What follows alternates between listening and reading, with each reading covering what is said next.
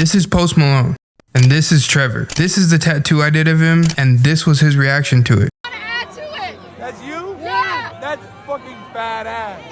That's fucking badass.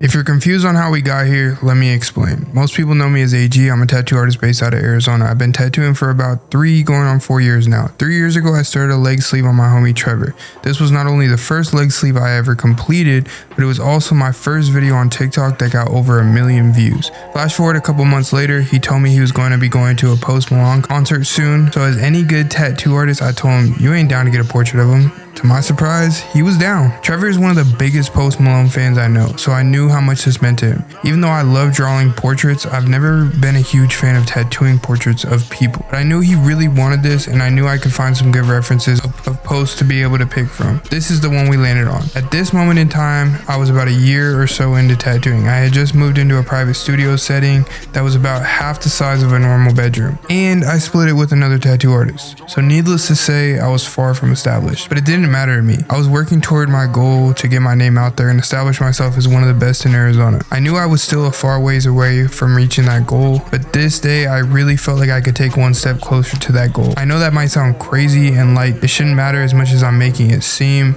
but to me, this is how I felt in that moment. Not only was I doing a portrait, which I usually was pretty hesitant to do just because of my lack of experience at this time, but in my weirdly optimistic mind, I thought if Post Malone does see this, it's going to be on TMZ and a whole bunch of Instagram pages that would post it. I felt a lot of pressure. Yes, I know that sounds crazy, but that's just how my weird dreamer mind works. I thought if I don't do good on this, not only is my homie never going to talk to me again, but I'm also going to get blasted all over the internet and I'll have to quit tattooing before I even really get started.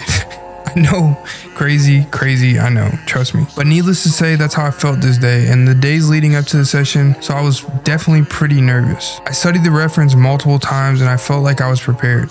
About halfway through the session, I ordered us some pizza, I took this picture, and I was really trying not to overhype myself in my head, but I remember in this exact moment, I felt like I did really good. I kind of surprised myself, honestly. I picked this reference because I felt like it had a lot of things I wasn't yet good at, like the hat covering most of the hair, and he was looking down, so I knew I didn't have to worry about any super detailed facial expressions. When I finished, I was proud of myself. I overcame one of my fears in tattooing, and I also felt like if Post Malone sees this, I felt confident enough that I thought he would at least like it.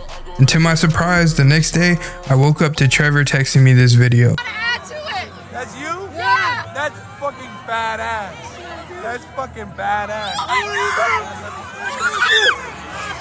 So shout out to you, Trevor. Shout out to Post Malone. I'm looking for someone to call, baby, but right now I got a situation.